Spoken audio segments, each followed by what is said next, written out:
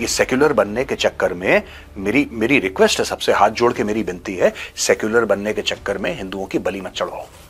ये कहता है हमसे कि भाई बांग्लादेश में जो हिंदू हैं उनका आपसे कोई मैटर नहीं होना चाहिए, वो हमारा इंटरनल मामला है। नहीं सर, इंटरनल मामला आपका नहीं है। जहां पे हिंदू है वो भारत का मामला है। और जब हम करने पे आएंगे, और हम करेंगे जरूर, तब तुम देखना ढाका से कैसी कैसी चीखें निकलती हैं। आज तुम हमें समझा रहे हो, ये तुम लोग किस तरीके का तुम्हारा कल्चर है बांग्लादेशियों। सोचो जरा, तुम ये चाहते हो कि तुम रेस्टोरेंट में जाओ, खाना खाओ, फिर अगर तुमसे बिल कोई मांगे तो जालिम है।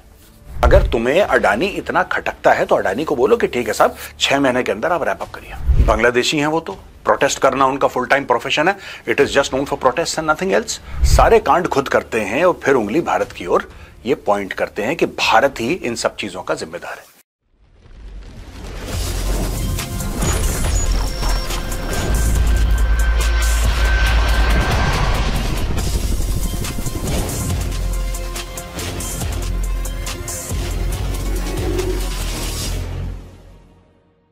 जय हिंद दोस्तों, मैं हूं मेजर गौरव आर्य और आप देख रहे हैं द चाणक्य डायलॉग।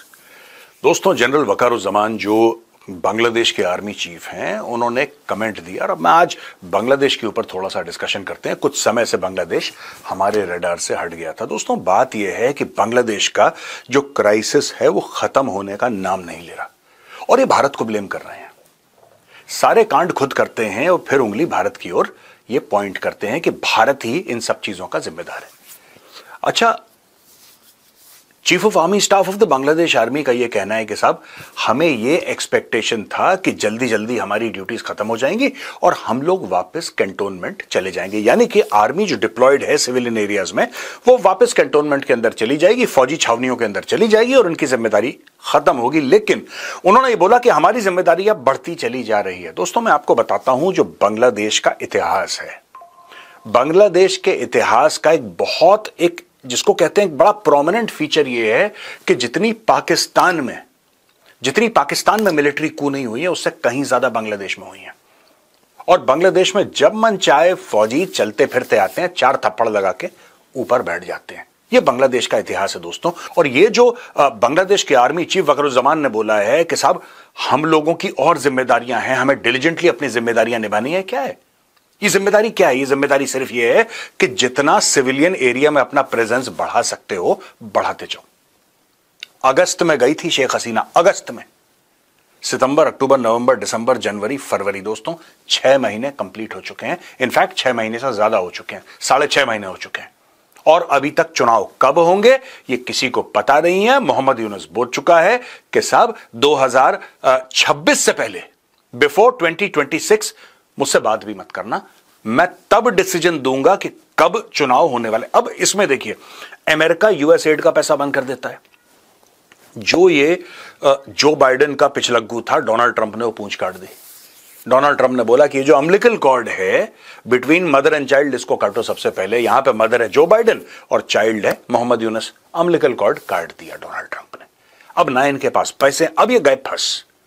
क्योंकि ये जो प्रोजेक्ट था, प्रोजेक्ट बांग्लादेश, अमेरिकन्स का प्रोजेक्ट था, ये अमेरिकन्स ने इस तरीके से कर दिया है कि अब ये लोग छटपटाना शुरू कर दिए। यहां पे दूसरे लेवल पे यह बात आती है कि जॉइंट पेट्रोल शुरू हो जाते हैं बांग्लादेश में। जॉइंट पेट्रोल्स देखिए, इनकी पैरामिलिट्री फोर्सेस यानी कि जो बांग्लादेश बॉर्डर फोर्स है और पुलिस है, इनके तो जॉइंट पेट्रोल चल रहे थे। कुछ कुछ सेंसिटिव एरियाज में बांग्लादेश आर्मी भी पेट्रोलिंग कर रही थी। अब इन्होंने बोला है कि नहीं साहब, नेवी और एयरफोर्स इन दोनों को मिला दो, नेवी और एयरफोर्स को भी बोलो पेट्रोल। मुझे ऐसा लगता था, ये कोई भी राइट थिंकिंग आदमी है उसको यह लगेगा कि साहब देखिए, प्रॉब्लम शेख हसीना थी, शेख हसीना चली गई तो प्रॉब्लम सॉल्व हो गई। भाई कांटा था ना, कोई कांटा था जो आपको इरिटेट कर रहा था, कांटा था जो आपको परेशान कर रहा था, दर्द हो रहा था, वो कांटा निकल गया है। अब क्यों परेशानी हो रही है? अब क्या मामला है? जितने भी आवामी लीग के लोग थे उनको जेल में डाल दिया, उनकी दुकानें जला दी, उनको जान से मार दिया, वहां पे रेप हो गया, वहां पे मर्डर हो गया, वहां पे सब कुछ हो गया। अब तो आवामी लीग बिल्कुल, जिसको फौज में कहते हैं लाइंग डोगो, बिल्कुल सर दुबक के बिल्कुल नीचे बैठी है ट्रेंच के अंदर यार। अब खतरा कहां से है? खतरा यहां से है कि डॉक्टर जयशंकर ने साफ बांग्लादेश की ओर इशारा करा और बोला है कि यार एक बात बताओ, तुम हर समय भारत को क्यों ब्लेम करते हो? Why do you keep on blaming India? What is wrong with you guys? आप ये देखिए ना, बांग्लादेश की एक फितरत है, जो भी कुछ होता है आज की तारीख में पॉलिटिकल इंस्टेबिलिटी है, राइट? पॉलिटिकल इंस्टेबिलिटी है, तो ये लोग ये कह रहे हैं कि साहब पॉलिटिकल इंस्टेबिलिटी है, पॉलिटिकल इंस्टेबिलिटी है, ये भारत करवा रहा है। भारत कैसे करवा रहा है यार? भारत का क्या, तुम्हारा देश है क्या? तुम्हारा देश इतना फालतू है, इतना बेकार है कि कोई भी तुम्हारे मुल्क में कुछ भी, चलो भारत ने कोई एक वाकया कभी करवा दिया, मैं मानता हूं कि ऐसा हो सकता है, मैं ये नहीं कह रहा कि भारत ने ऐसा करवाया, मैं कहता हूं ये मैं मानता हूं कि कोई भी देश कहीं भी कुछ ना कुछ करवा सकता है। अमेरिका ने पूरा का पूरा पैसे देके अब पता लग रहा है कि साहब यहां पे एजिटेशन करवा दिए, यहां पे धरने करवा दिए, यूएसएड के थ्रू पैसा देके रेजिम चेंज ऑपरेशन इन्होंने करवाए कई जगह। तो ऐसा बड़े पावर करते हैं दूसरे बड़े पावर के साथ या फिर छोटे पावर के साथ, ये सब गेम चलता रहता है। कनाडा कहता है कि भारत ने इलेक्शन में इंटरफियरेंस करी, प्रूफ कोई नहीं दे पाए लेकिन कहता तो है। तो दोस्तों मैं जियोपॉलिटिकली मानने को तैयार हूं कि हो सकता है भारत ने कुछ करा हो, कभी हो सकता है, हाइपोथेटिकल सिनेरियो, हाइपोथेटिकल। लेकिन अगर आप रोज कह रहे हैं कि साहब सब्जियों के दाम बढ़ रहे हैं, इसमें डॉक्टर जयशंकर की गलती है ना, चावल के दाम बढ़ गए, मोदी जी ने साजिश कर दी, या हमारे यहां बिजली नहीं है, अडानी, यार अडानी, एक बात बताओ, अडानी तुम्हारा पापा लगता है? क्या है अडानी का? तुम्हें पैसा तो देना पड़ेगा ना अगर तुम उसकी बिजली ले रहे हो तो। अब ये लोग कह रहे हैं कि हमारे खिलाफ साजिश कर दी, हमारे घर में अंधकार है। ओ भाई, तुम बिल नहीं दोगे तो अंधकार तो होगा ही। ये तुम लोग किस तरीके का तुम्हारा कल्चर है बांग्लादेशियों, सोचो जरा। तुम ये चाहते हो कि तुम रेस्टोरेंट में जाओ, खाना खाओ, फिर अगर तुमसे बिल कोई मांगे तो जालिम है। तुम्हें खिलाने का ठेका उसने नहीं दे रखा भाई, अडानी के लिए वो बिजनेस है, अडानी ने बिजनेस करा, अडानी ने तुम्हें बिजली दी, अब तुम उसका बिल नहीं देना चाह रहे। तुम कह रहे हो कि नहीं साहब अडानी तो बहुत बुरा आदमी है साहब, ये बिल मांगता है। क्यों ना मांगे भाई, व्यापारी आदमी है, उसने अपने पैसे खर्च करे हैं। जो तुम्हें बिलिंग हो रही है पर यूनिट, जो कॉस्ट वो चार्ज कर रहा है, वो तुम्हारी सरकार और तुमने साइन करा था। अगर तुम्हें अडानी इतना खटकता है तो अडानी को बोलो कि ठीक है साहब 6 महीने के अंदर आप रैप अप करिए, हम आपको 6 महीना दे रहे हैं, हम आपको 3 महीना दे रहे हैं, हम आपको 1 महीना दे रहे हैं, आप रैप अप करिए, आप जाइए यहां से। वो भी कह, आप बेसिकली अडानी से, गौतम अडानी से ये कह रहे हो कि तुम बिजली देते रहो, बिल हम नहीं देंगे। ये जो एक तरफा मोहब्बत का आप लोग जिसको जो आप होप करते हैं, वो अडानी के साथ यही एक तरफा मोहब्बत। यहां पे डॉक्टर जयशंकर ने साफ शब्दों में कह दिया है कि please it's not required, please माफ करो यार, हम कुछ नहीं कर रहे तुम्हारे देश में। तुम क्यों 24 घंटे anti India feeling? You must make up your mind. You can't say that you want to be friends with India in the morning and in the evening some of your people make irresponsible statements. Doctor Jaishankar ने जो कहा है उसका gist क्या है, उसका निचोड़ क्या है? निचोड़ उसका यही है कि साहब सवेरे आप कुछ कहते हैं, शाम को आप कुछ कहते हैं, फिर सवेरे आप कुछ कहते हैं, फिर शाम को आप कुछ कहते हैं। आप कहते हैं नहीं भारत के साथ हमारे रिश्ते नॉर्मलाइज होने चाहिए, ये 12 बजे के पहले कहते हैं आप लोग, और 4 बजे शाम के बाद आप ये कह देते हैं कि नहीं साहब भारत तो साजिशें कर रहा है, भारत हमारे मुल्क में इंटरफियर कर रहा है। कैसे कर रहा है ये आप बताने को राजी नहीं है, बस कर रहा है। दोस्तों सच बात तो यह है कि बांग्लादेश का मैटर आउट ऑफ हैंड चला गया है, बिल्कुल आउट ऑफ हैंड चला गया है। यहां पे बांग्लादेश में जैसे कि वहां की फौज की आदत है, एक सिविलियन को पकड़ के ले गए एयरबेस के अंदर, भीड़ भड़क गई। बांग्लादेशी हैं वो, तो प्रोटेस्ट करना उनका फुल टाइम प्रोफेशन है, it is just known for protest and nothing else. वो गए, उन्होंने इतना मारा एयरफोर्स वाला मर गया और कई लोग घायल हो गए। तो ये भी हो चुका है बांग्लादेश में दोस्तों। अभी वहां पे मोहम्मद तौहीद हुसैन जो बांग्लादेश का फॉरेन अफेयर्स संभाल रहे हैं, उनका यह कहना है कि बांग्लादेश में जो माइनॉरिटीज के साथ हो रहा है वो इंडिया का कंसर्न नहीं है। इंडिया क्यों दखल अंदाजी कर रहा है, यही पाकिस्तान भी कहता है। तो भाई एक बात बताओ, जब इजरायली फिलिस्तीन पर बम मारते हैं, फिलिस्तीनियों को बिल्कुल उन्होंने चटनी बना दी उनकी, तो तुम क्यों यहां पे बैठ के एडिटोरियल लंबे लंबे लिखते हो यार? तुम्हें क्या दिक्कत है?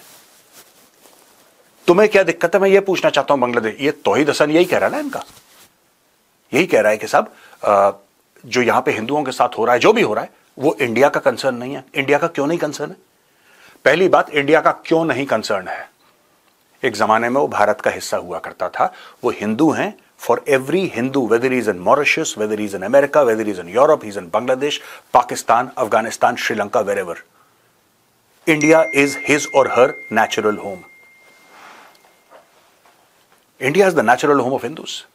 और जहां पर भी हिंदुओं के साथ जुल्म होगा, सितम होगा, भारत की जिम्मेदारी है, भारत की, it is incumbent upon the government of India, it is the responsibility of the government of India to point it out, and there should be absolutely no hesitation on our part. ये secular बनने के चक्कर में मेरी request है, सबसे हाथ जोड़ के मेरी विनती है, सेक्युलर बनने के चक्कर में हिंदुओं की बलि मत चढ़वाओ। मैं एक आपको पर्सनल बात बताऊं दोस्तों, आज से बहुत साल पहले मैं भी ऐसा हुआ करता था। I was exactly like these so called quote unquote liberals. मैं भी ऐसा था कि नहीं ये सब सारा कुछ गलत। धीरे धीरे मेरी आंखें खुली जब मैंने पढ़ा, जब मैंने लोगों के साथ इंटरेक्शन मैंने करा, देन आई रियलाइज्ड कि ये जो लेफ्ट का इकोसिस्टम है कितना बड़ा फ्रॉड है, कितना बड़ा इसमें छल कपट है, इसमें कितने दोगले किस्म के लोग हैं ये लोग। ये रेडिकल इस्लामिस्ट और लेफ्ट वाला जो गठबंधन है, व्हाट फ्रॉड्स। आपको जर्नलिस्ट का देखिए जो आपके ट्विटर पे हैं, वो क्या क्या बात करते हैं। कोई पानी के सैंपल दिखा रहा है कि भैया कुंभ में पानी का सैंपल ये देखो, इसमें कितना गंदा है। ये पानी का सैंपल गंदा है अच्छा है, बात ये नहीं है, बात ये नहीं है। हम तो किसी के बारे में नहीं कहते, किसी धर्म के बारे में नहीं कहते कि जब तुम वहां जाते हो तो वहां पे इतना गंदा है। हमें कोई कंसर्न नहीं है, तुम जाओ ना जाओ यार, तो हमारे मामले में क्यों इतना कंसर्न है।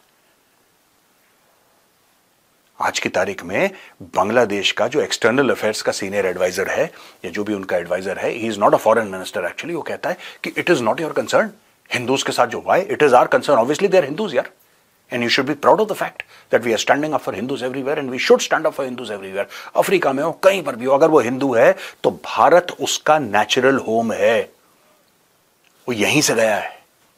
This is our responsibility.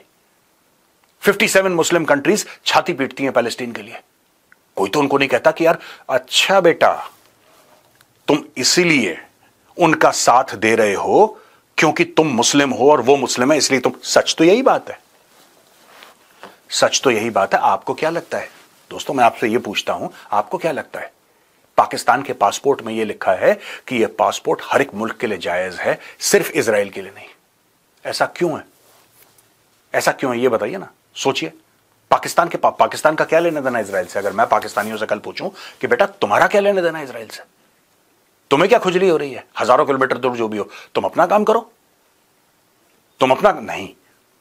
हम साथ खड़े हैं फिलिस्तीनियों के क्योंकि वो मुसलमान है। आप पूछ लीजिए किसी से। I am not saying anything communal, and even if I am saying something communal, it is the truth यार। कम्युनल नॉन कम्युनल की बात नहीं, जो सच है वो सच है। अगर 57 मुस्लिम कंट्रीज उन पैलेस्टीनियंस के लिए खड़े हो सकते हैं जो कि विलेंस हैं, most of them are terrorists, Hamas, and if you go north to Lebanon, Hezbollah,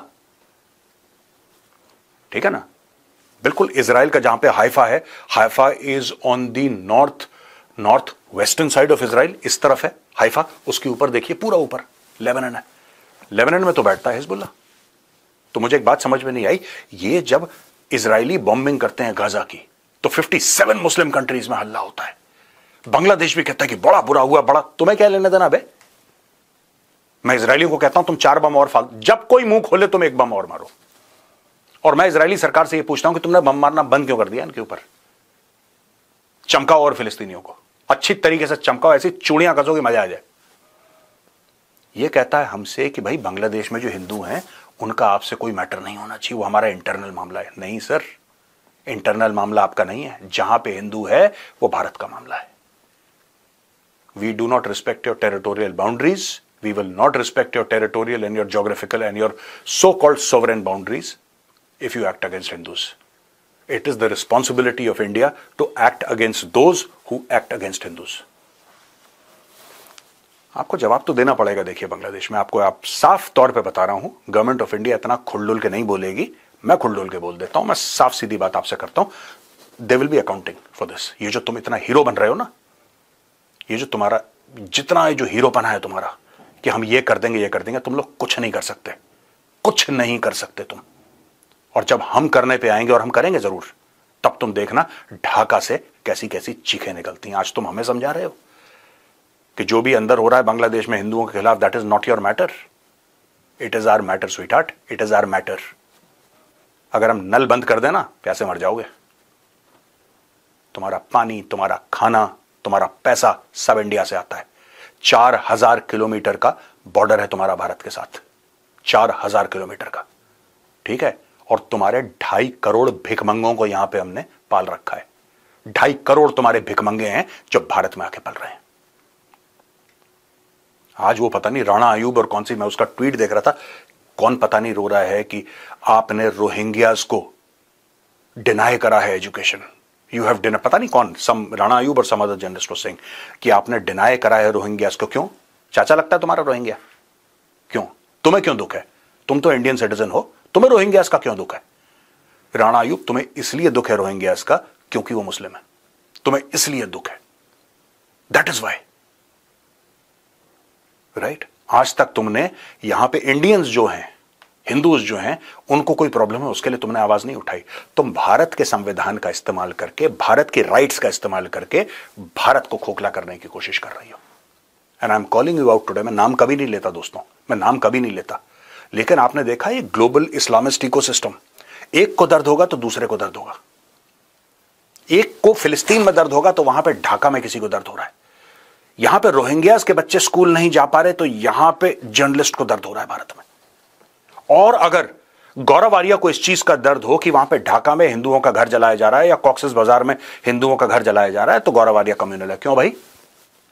तुम्हारे लिए अलग कानून, हमारे लिए अलग कानून, ऐसा कैसे यार? 57 Muslim countries together say that we are very shocked and very dismayed by what is happening in Philistine. Palestine में जो हो रहा है उससे हम बड़े डिसमेड हैं, बड़े शॉक्ड हैं, बड़े सैड हैं, ऐसा नहीं होना चाहिए, हम कंडेम करते हैं। हम कंडेम करते तो हम कम्युनल हो गए। क्यों भाई? हिंदू की जान की कोई कीमत नहीं है। मोदी जी, मैं तो कह रहा हूं ठोको इनको जाकर ढाका में, एक आध ब्रह्मोस उधर भी मारो। ये जितने भी है ना बांग्लादेशी, ये बहुत उछल कूद मचा रहे हैं। एक आप जैसे एक मियां चन्नू में डाली थी ना विदाउट वॉरहेड, आप विथ वॉरहेड एक डाल दो यहां पे ढाका में, इनका नजला जुकाम सब ठीक हो जाएगा। दोस्तों, आज का सिर्फ इतना ही था, द चाणक्य डायलॉग्स। अगर पसंद आए तो उस वीडियो को लाइक करिएगा, और नहीं पसंद आए तो बांग्लादेशी के मुंह पर मार दीजिएगा। जय हिंद, वंदे मातरम, भारत माता की जय।